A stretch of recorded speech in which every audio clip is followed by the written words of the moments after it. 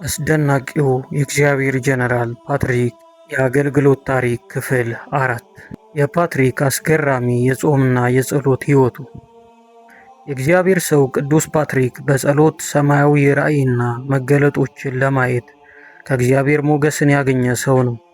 ሰማያት ተከፍተው ኢየሱስን እንደ ሐዋርያው ዮሐንስ በብዙ መልእክት ታጅቦ አይቷል። እነዚህን ራእዮች ሲያሰላስል ሕይወቱ በእግዚአብሔር ሕልውና ይቀልጣል።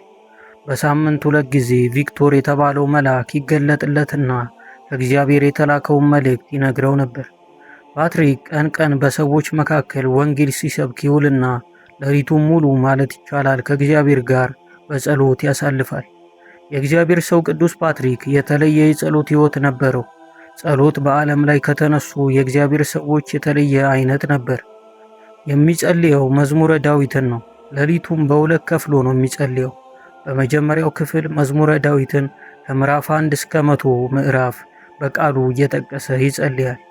በሁለተኛው በሌሊት ክፍል ላይ እንቅልፍ እንዳይወስደው እግሩን ቀዝቃዛ ውሃ ውስጥ ነክሮ እጆቹን አንስቶ ዓይኑን ወደ ሰማይ እየተመለከተ ቀሪውን የመዝሙረ ዳዊት 50 ምዕራፍ እየጠቀሰ ይጸልያል።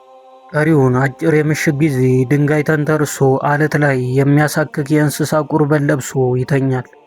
ከዚህ የጸሎት ትጋቱ በተጨማሪ በዓመት 1 ጊዜ ተራራ ላይ የወጣ 40 ቀን በጾምና በጸሎት የሚያሳልፍበት የሕይወት ልማድ አለው። በዚህን ጊዜ የሚያደርገው ነገር ቢኖር ላልዳኑ ሰዎች እንዲድኑ መማለድ ነው።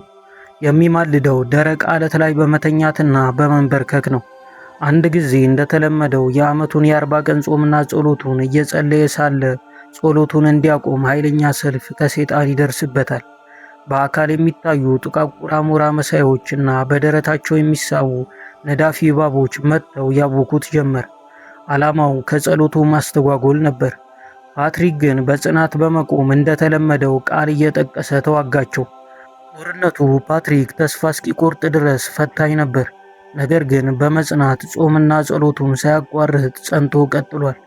በመጨረሻ መልአኩ ተገልጦ የጠየቀውን በአየርላንድ ያልዳኑትን ነፍስ እግዚአብሔር እንደሚሰጠው መልእክት ይነግረውና ጾምና ጸሎቱን ይጨርሳል።